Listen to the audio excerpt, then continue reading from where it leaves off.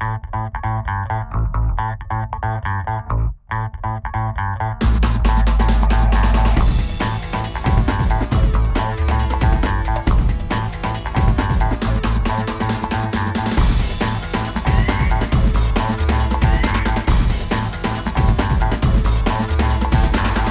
back to WhatIsKenDoing. Well, it's been a good long while since I've posted any videos, and you guys may have wondered where the heck I've been. Been having a lot of stuff go on here the last couple of weeks, and I'll show you a video of some of the stuff that I've been involved with. And you know, we have just been really busy with some things, and you know, then of course on top of that, we've got this beautiful weather that all of us have been having in the country, except for all you guys out in California who don't know what it's like to, you know, have anything other than sunny and 70, I guess, all the time. But hey, I guess that's not really your fault. So anyway, you know, the last build that we finished up was the It's a Snap community build by Demad Modeler, and I have had my whole family working on that one. Well, I finished my car, my 63 Corvette, which you've seen, and then my boys both finished their projects, and my daughters and my wife are not finished with theirs, but they all have started. My one daughter is almost finished. We just have to redo her front seat because it got messed up in the paint process. And then my older daughter just basically has some detail work to do, and then assembly. And then my wife's car is, well, hers is probably the least finished. But anyway, we'll get it done. And, you know, sometimes life just happens. But you know, here and there, I've been working on this little Mini Cooper as well, and I think I said in my last video, this is just one that I've been working on, you know, as I have time, and just as kind of a breather build, so to speak. You know, I just need to take a break from whatever's going on, and you know, it's going pretty good. This is a fun build. It's pretty challenging though because everything is so tiny, but you know, it's a pretty neat little car. I like it, and you know, we've got the roof comes off there, but anyway, there's the tiny little engine, which oh, there we go. I guess we're kind of getting that in the shot. It's coming along, and it doesn't fit together perfectly, and when I do the final video on this one, I'll kind of explain that. I had to do some modifications, but anyway, it's you know, it's pretty good. There's nice detail, and I've used some bare metal foil in this project here, and you know, that kind of thing. It's got the seat belts in it, and the undercarriage is all there. Not really doing a whole lot of weathering on this one per se, because I'm kind of trying to build this one as a nicely restored model. So anyway, it's coming along, and I have you know, several hours left on that one, but by and large, I've been pretty pleased with the results on it. Really like the colors that I've chosen for it as well. So anyway, that's that one. Here's a question for you guys though. This is the 70 Chevelle that we're building for my wife, and this is a part of the It's a Snap build. And we have used a Valspar spray paint for it, and when I bought it, I didn't realize that it was a matte color. But this is it, and it is what's a Oatland Daisy. That, like I said, it's a Valspar color. Anyway, the paint went down nice, just minor sanding to clean it up and make it ready. But because it's a flat color, I decided to use the Future on it for the gloss, and when I put it on, it looked great, nice and shiny. You know, all the runs cleared themselves out except for maybe one or two tiny little spots.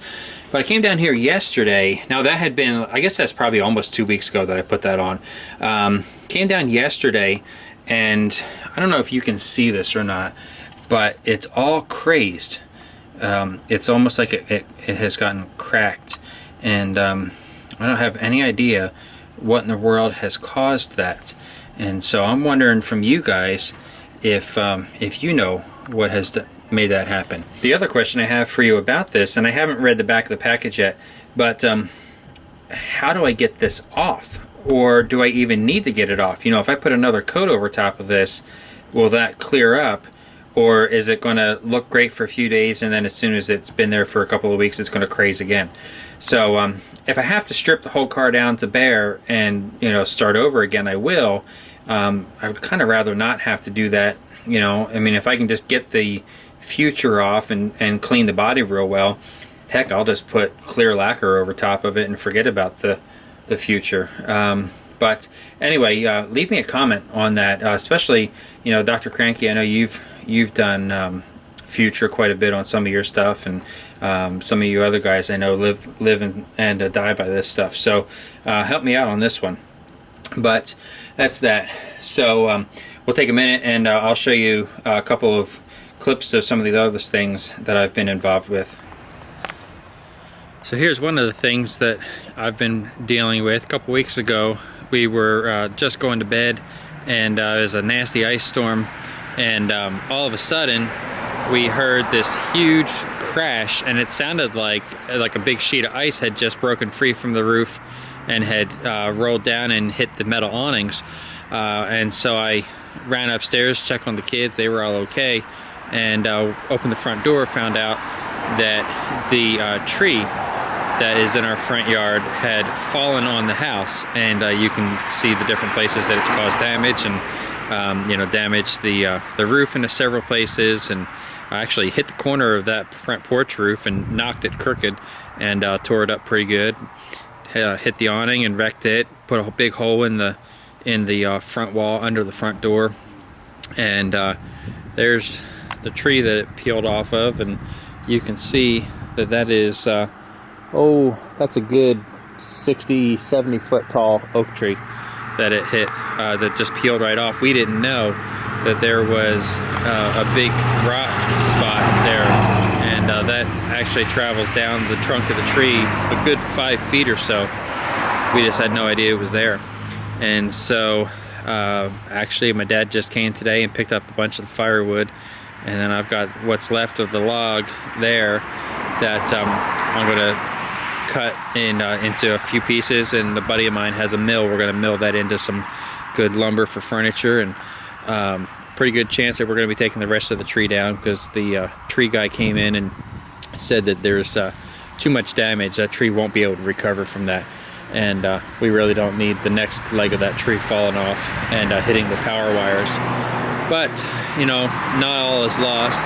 My friend with the mill said that between what's good in that tree and what has fallen the other day, that I've got 400 to 500 board foot of good oak that I'll get out of that. So that's a good thing. And the frustrating thing is that I just put the roof on this house 3 years ago. That's a brand new roof, and all those gutters are all brand new. And but hey, insurance is taking care of it, and we actually are currently renting the house, and so the landlord has been real good with it, and I'll be the one doing all the repairs. My company maintains the major repairs on the house anyway, so it's not all for bad. And hey, I know what I'm doing all month next month, which is good too. So anyway, that's one of the things that I've been involved with. It doesn't look like much there, but this is another big thing I've been in the middle of working on. We are building about 42 feet of custom bookcase for a client in the next town over, and I have 13 of the boxes started, and there's those, and gosh, I can't even get far enough away from them to get a good shot there.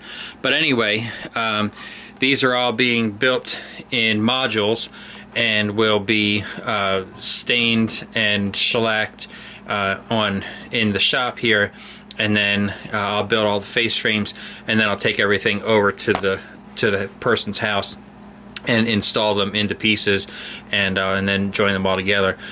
But this will take a couple weeks to do, and unfortunately we have had about the same weather that everybody in the country has had, except for all you guys out in California.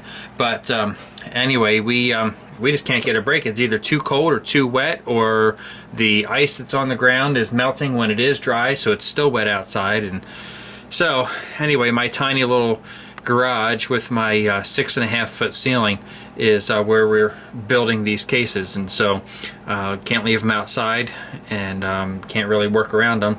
So until I get the next step accomplished, I'm a little bit stuck here. So anyway, it'll be a good project once it's finished up. Be, you know, really nice set of bookcases. This client has 7,000 books, and so he's not even sure if these 42 feet are going to be enough, which is fine. I'll be happy to build him another 42 feet if that's what he wants. But anyway, this is the other big thing that I've been in the process of dealing with. So unfortunately, the modeling has kind of taken a back seat, and I kind of hate that, but you know, unfortunately, as much as I love it, the modeling doesn't really pay the bills. Last thing I wanted to show you was the car that's up next for the Secret Santa build, which actually started a couple weeks ago, and I think that Darren has that build going for a few months because he knew that so many of us were tied up with other things. But Colonel Reb gave this to me at Christmas, and this is a really neat kit, and apparently this is a vintage kit that he sent. Of course, it was all sealed in the box, and you know, the funniest thing about it, and you know, frustrating, but unfortunately it's just kind of part of it, I went through all the parts on this after I opened it, and you know, it was factory sealed and all that, and there's actually some of the headlights missing out of it, and so I think that I came across a tree of headlights that I have in my parts bin from some stuff, so hopefully it's not going to be a problem. But here's a question I have for you. The last one I built was a 63 Corvette, which is of course the Generation 2 Corvette. It doesn't look anything like this, but you know, I built that one as if it was a factory original style. I really like the 62. It's probably one of my most favorite years of Corvette. But I'm not sure if I want to build this, you know, bone stock and make it like this, or if I want to do something, you know, a little different. Actually, I've been kind of toying with the idea of going race car gasser style with it, which I know there's kits out there that do it, and I've read the articles. Scale Model Magazine several months ago did a review on the two different kits that are out there that make this a gasser. I think one of them's an AMT and one of them's a Revell, if I remember right. But they're both cool, and I like them, but I don't have those, which, you know, I guess that's hard to believe considering how many kits I do have, but I just haven't bought it. And of course I have this one. So anyway, what's your take on this? Here's the car. I don't even have it out of the plastic yet. But this is the car. It's a nice body. You know, it's got a decent amount of flash on it, but that's pretty typical of older AMT kits. You know, but it's a nice kit. It's got pretty nice detail. You know, it does have the molded in mufflers and stuff, so I guess that would be a little bit of a challenge, but not terribly difficult to overcome. Just a lot of body work on getting rid of those. Molded in rear end also. So let me know, should I go with bone stock on this, mild custom, or full race custom? I've got several kits that I've gotten here in the last several weeks, some of which I'd like to do reviews on. So I'll show you what I've got, and if there's anything that you would like to see a review on, leave me a comment, and I'd be happy to put that at the top of the list of videos I'm going to do. I picked up the Lindbergh Little Red Wagon, which is a pretty neat kit, and then of course there's the Revell 68 Beetle, and over here I have the Lindbergh Boattail Speedster, AMT Gremlin, the MPC Pacer. I have the Ice-T that I picked up. Let's see, what else is new here in the shop? There is, turn it sideways, there is the Munsters, which actually somebody, and right now I can't think of his name, somebody did a really nice job with that kit several months ago, and I mean, he even added lights and all kinds of crazy stuff to it. I mean, he did a phenomenal job with it, and if I can think of who it was, I'll give you the shout out. And then I have this one. This is Aoshima Toyota Celica, which is a really cool kit, with the exception of the fact that it's a curbside kit, which I was really ticked about, especially considering the money that kit cost. I think retail on that kit's like 35 bucks. So anyway, that's some of the new ones that I've got. and seems like I have some other ones, but I can't remember what. I've got a whole pile of them down here actually that I don't think that I've ever even shown you, that I picked up at Hobby Lobby at the end of the winter last year. But anyway, that's kind of what's going on here. Hopefully soon we'll get back at it, get this Corvette started, get the 3 snap kits finished up, and move on with life here. So let us know what's going on in your world. Subscribe to our channel if you haven't done that yet, and leave us a couple of comments also. Until next time, this is Ken with What Is Ken Doing. We'll talk to you later.